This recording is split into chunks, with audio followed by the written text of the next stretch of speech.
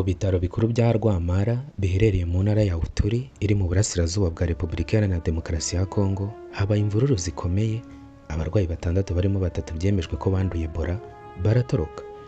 Izi mvururu zadutse ku gicamunsi cyo kuri uyu wa 21 Gicurasi 2026 nyuma y'urupfu rw'umurwayi bikekwa ko yishwe n'icyo cyorezo, aho mu muryango we banze kwemera ko ari cyo cyamwishe, basaba ibitaro kubaha umurambo ngo bawishyingurire.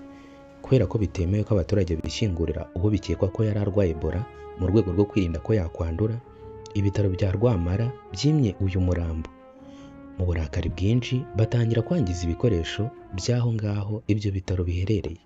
Ihema ryari ryashinzwe kugira ngo rivurirwemo abanduye iki cyorezo n'ibitanda byari birimo byaratwitswe, imodoka 2 zirimo imbangukiragutabara zirangizwa, abarwayi 6 bava mu kato ndetse baranatoroka.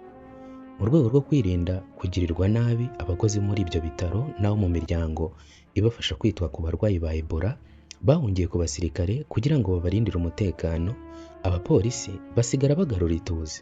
Nyuma y'izi mvururu hari ubwoba ko abatorotse bakwirakwiza iki cyorezo cyica ku muvuduko mwinshi.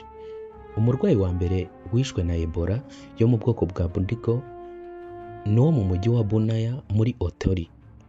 Yapfuye tariki ya 24 Mata 2026, ariko byemezwa ko yazize iki cyorezo nyuma y'ibyumweru 6. Kuri uyu wa 21 Gicurasi, Minisitiri w'Ubuzima muri RDC Dr. Roger Kamba yatangaje ko abantu 626 aribo bikekwa ko bamaze kwandura Ebola, kandi ko 159 aribo bikekwa ko bishwe n'iki cyorezo.